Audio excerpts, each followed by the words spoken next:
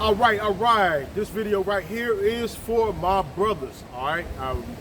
Months and months ago, I did a video talking to the sisters about things to look forward to in a man, things to look out for, and I did not come back with a response video for the brothers. So I want to share this video with you, you brothers out there that's thinking about trying to talk to these women. All right. It's very important that you know what you're getting yourself into. When you look at what King Solomon in the book of Proverbs, it was towards the end of that chapter, it was a woman that was giving her son game on these women. She was letting him know. She said, "My son, give not thy strength unto a woman." And so there are so many of you out there today that have given your strength unto a woman, and it is a cause of your downfall. So I want to talk about that here today because, not taking heed to the face of a woman can help you to lead to a more prosperous and successful life. Now, am I saying that you're not supposed to be interested in a woman? Absolutely not. That's not what I'm saying. Women are very beautiful, attractive, and they can help you reach your purpose, but the wrong one can tear down everything that you have been trying to build. And so the purpose of this video right here is to encourage and inspire those of you that are taking a look at this, you males out there, to focus on the Most High and to focus on your purpose. So, as I talked about in the book of Proverbs, there's so many different scriptures that tell you that, dealing with a contentious woman, it's better for you to dwell out in the wilderness. It's better for you to dwell out into a rooftop than with an angry and contentious woman. It tells you that it's better for you to dwell on a housetop. Think about that for a second. Then being around a woman that's going to be angry. There are some things that you have to take into consideration for those of you brothers out there that are ascribing to become married, because this video right here is not for those of you that's trying to be whoremongers.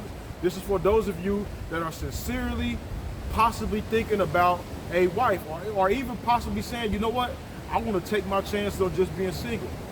So think about these things as you're moving forward. There are individuals that want to get married, but you see a woman that she may or may not love the Most High, but she may have a child. You have to think about that. Are you an individual that's trying to step into someone else's life, to step in the role and try to raise another man's seed? That can cause conflict. That can cause a child telling you that you are not my father. What are you going to do in that situation? Do you want to take on a woman, no matter how fine and beautiful she is? Do you want to take on a woman who already has baggage from another man? Some of you may say it's okay. All right, I'm not telling you to do it or not to do it, but I'm telling you, I'm just trying to put out some examples. Some of you right there, you men out there, you brothers, you've been working hard to obtain, good credit and obtain and putting yourself in a winning position. Do you want to marry a woman that's $60,000 or $70,000, $80,000 in student loan debt? Is that something that you want to bring onto your life? That's another question right there. You got to take heed of that. Are you trying to marry a woman that does not share the same level of beliefs than you? You have to be thinking past the behind and the breast and the smile. It is very important that you focus mainly on the Most High. Number one, the Most High is number one, is keeping him the forefront of your mind, focusing on your dreams, focusing on your goals. Right now, for you brothers out there that's in a single situation, you are in a prime situation. All right, yes, you don't have someone that you can come home to at night and be able to lay in the bed with, but you don't have no one to report to neither. And before I got married, that was one of the regrets that I had. Right now, I'm in Montego Bay, Jamaica. All right, but I wish that I would have done these things as a single man, traveled long time ago when I didn't have someone to talk to and converse with. Yeah, I'm the man. I can get up and leave as I please. All right, but you still, find yourself conversing with the person who you made a covenant with. You, on the other hand, as a single young man, you do not have to report to no one. You can come and go as you please. And I want to encourage you, those of you that are single young men, that to travel the world, to travel and see as much of the Most High's earth as possible before you decide to settle down. You got to also think about this as well, because this system, this economy, this world is in favor of the woman. And so these marriage contracts that a nice amount of you all have got a hold of, all right, is that a biblical thing? Is it biblical for you to get married? Now, there are pros and cons to the marriage, contract, if you will. For a woman's standpoint, it gives her security in case she die, in case you as the man die. If you are her husband, it lets the state know up front that you belong to him, that she belongs to you, all right, that she can easily, be able to get some of your assets. But it also can backfire, because if you go through the state and get a state marriage contract, then if she divorced you and it was not a prenuptial agreement in place, in most cases, she could wipe you clean. She could take half of what you have.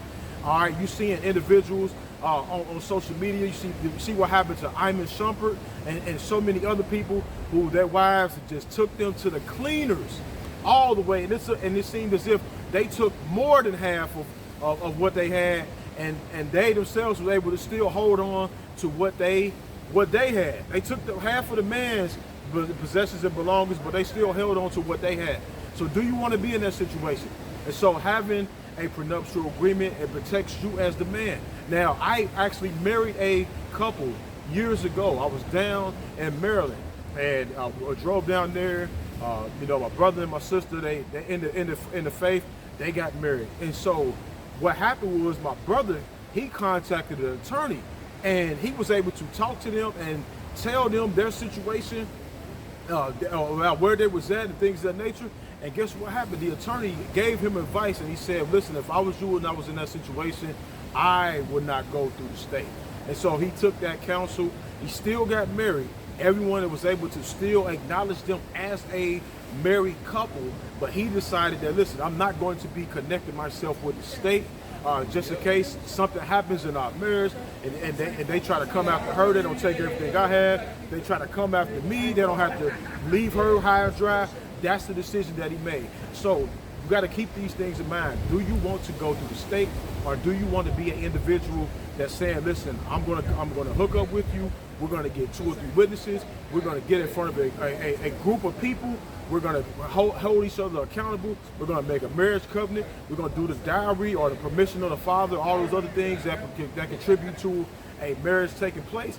Are you gonna go about it the old traditional way, the way that the ancestors did it, or are you going to do it in the modern way? So I'm not here to knock you. Either way that you decide to do it, all right, the choice is on you. But these are some of the things that you need to think of. Also, keep this in mind. The Most High does not want you to be a whoremonger. He don't want you to be out here laying around. Some of you brothers out there, you're trying to test it before you invest in it. And the Most High didn't set it up for like that. The Most High didn't set it up for you to be over there, getting your rocks off, laying around with all these different women without a commitment. The Most High hates whoremongers. These individuals will be having their part in the lake that burns with fire. So think about these things. Think about if you want to partner, because marriage is a some will say a partnership. The woman is your helper, your helpmeet. So she is there to help complete you. Do you want to marry a woman that does not have goals? Do you want to marry someone that does not have ambitions and dreams, or someone that's not willing to come in your life and help to enhance the quality of your life? Or are you just so enamored by the fact that she has a beautiful smile? Are you enamored by the fact that she has some nice looking breasts, nice sized breasts, or a nice behind? Or are you going to look past that? Listen, the best thing that you can find in a woman is that she fears and reveres the Most High, the Heavenly Father. Let me tell you this again. This is the best thing, the best quality about a woman that you can find, is that she loves the Most High and that she fears Him and reveres Him. Because if you connected with someone that do not fear the Most High, she could care less about the Most High. All right? A lot of you brothers out there made their mistakes trying to be unequally yoked together with unbelievers. It comes back and backfire. If she don't care about the Most High and she don't have His fear in her heart, guess what she gonna do when y'all get into an argument? Because you're going to get into arguments, she's gonna go back to the club. She's gonna go back to the bar. She's gonna get on Facebook or Instagram and reach back out to somebody who she may still be in contact already. If she does not fear the Most High, you as a man, you should be ready to fear and revere the Most High as well. So I just wanted to bring a couple of things across your mind because it's very important. It wouldn't have been right for me to talk to the sisters and tell them things to be looking out for in men, and not come back and tell my own brothers some things to be looking out for women. These women, I'm telling you, the Bible talks about them. It talks about them in Proverbs, Ecclesiasticus. It talks about the women. Solomon said, what I find more bitter than death is the woman. Listen, they have been the downfall of kings. They have been the downfall of mighty men. And I'm not here making this video just to bash sisters. I love my sisters. I love the women and the daughters of the Most High Yah. But if they do not have His Spirit inside of them, they will bring you to your demise. They will destroy you. They will take everything you have. They will turn people against you. They will turn your family against you. And the system is in their favor. So I'm telling you, brothers out there, while you right there and your hormones are going wild and you're driving and you really want to have a mate, you really want to have somebody, a spouse, to be with for the rest of your life, I want you to take into consideration the things that I'm telling you right now. Is she going to be the best fit for you in your life? Is she going to help enhance the quality of your life? Is she going to help you? Or is she going to be running her mouth and being confrontational toward you? These are things that you need to find out up front before you go into a lasting commitment. Yes, I understand in the ancient biblical time, they would tell individuals, hey, listen here.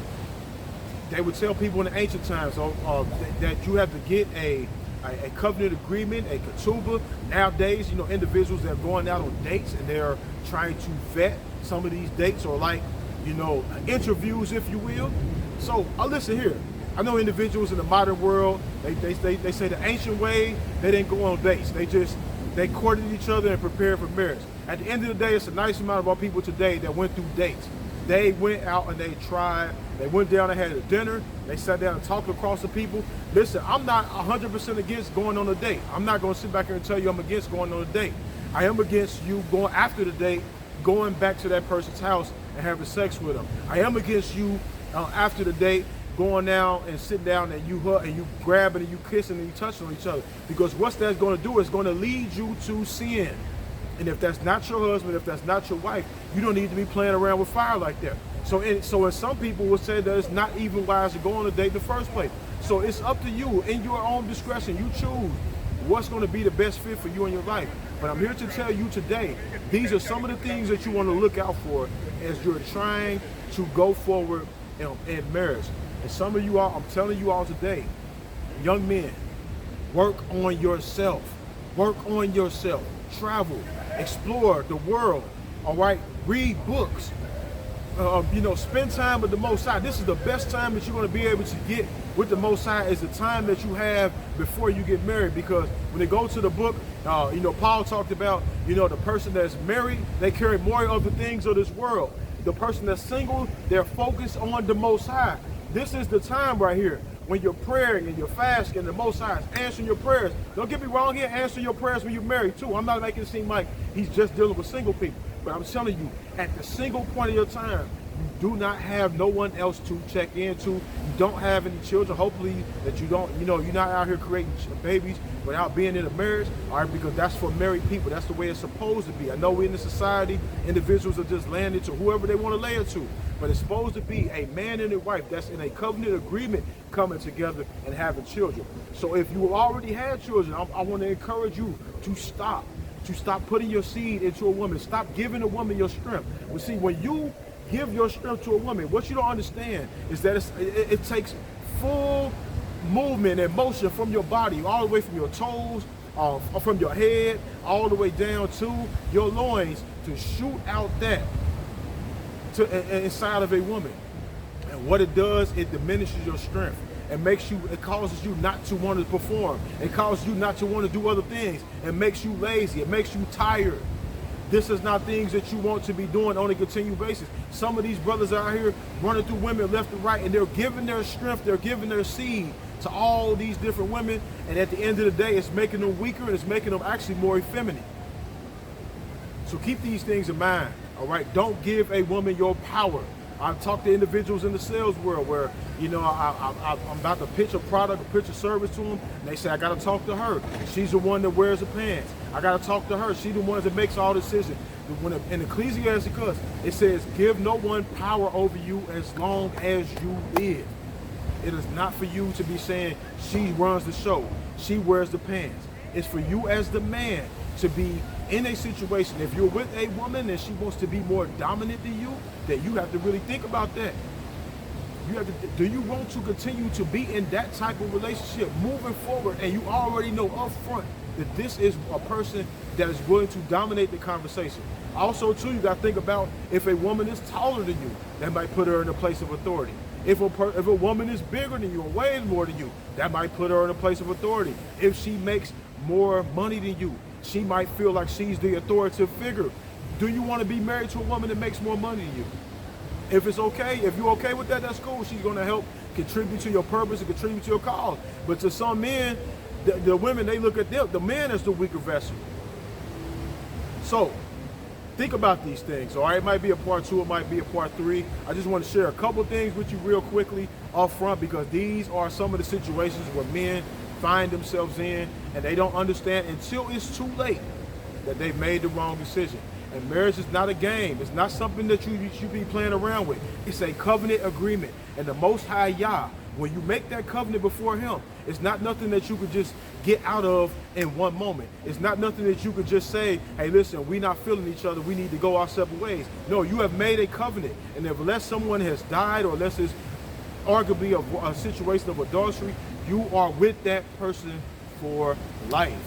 Don't look at this thing as a light thing. I know in the Christian church, people say, well, we're growing apart, and they'll divorce that woman, and then they'll marry the woman a few rows down, and they'll be married within 6 months after getting divorced. This is not nothing to play around with. This is a serious thing in the eyes of the Most High. So I pray that the Most High continue to be with each and every one of you brothers out there that are taking a look at this. Gain the wisdom from Solomon, gain the wisdom that I'm sharing with you, apply it to your life, and it'll help you to make better decisions moving forward. Pray the Most High be with each and every single one of you until the next time we see each other again.